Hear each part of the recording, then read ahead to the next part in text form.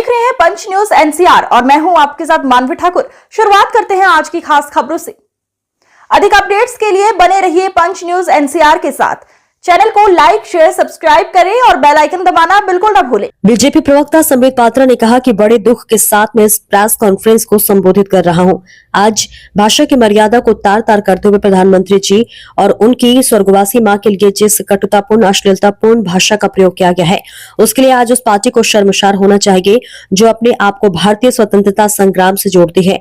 उन्होंने कहा कि आज जो पार्टी अपने आप को तथाकथित रूप से स्वतंत्रता संग्राम से जोड़ती है वो गाली वाली पार्टी बन गई है। ये महात्मा गांधी जी की पार्टी नहीं बल्कि तथाकथित नकली गांधी परिवार की पार्टी है। और उस यात्रा में जिस प्रकार की भाषा का प्रयोग हो रहा है, बड़े दुख के साथ इस प्रेस कॉन्फ्रेंस को मैं संबोधित कर रहा हूं। दुख के साथ इसलिए क्योंकि स्वाभाविक है, लोकतंत्र में एक मर्यादा होता है। लोकतंत्र में मुझे याद आता है सुषमा जी की वो बातें जब उन्होंने सदन में कहा था कि हम शत्रु नहीं हैं, हम विरोधी हैं, विचारधारा के विरोधी हैं, हम शत्रु नहीं हैं। और किस प्रकार की भाषा का प्रयोग हमारे नेता करते रहे हैं ये हमने देखा है।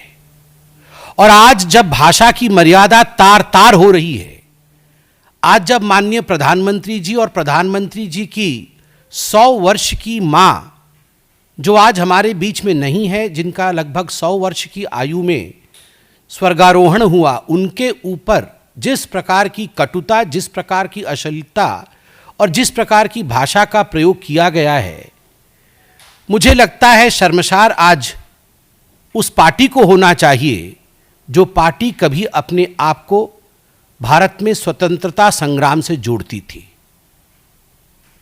वह पार्टी जो अपने आप को स्वतंत्रता संग्राम से जोड़ती थी वो गांधी जी की पार्टी थी।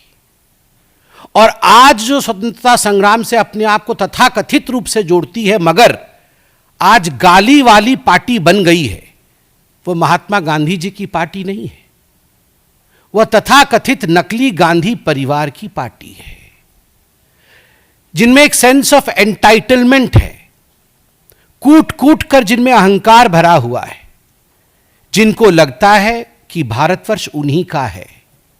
और अगर भारतवर्ष में राजनीतिक गद्दी उनको नहीं मिलती है, वो दूसरों को कह रहे ना गद्दी छोड़ हम आके बैठेंगे, अगर राजनीतिक गद्दी उन्हें नहीं मिलती है तो वो कुछ दिनों के बाद उस व्यक्ति को जो लोकतांत्रिक रूप से चुन के आता है, मुझे कष्ट हो रहा है, उसे मां की गाली भी हम दे सकते हैं।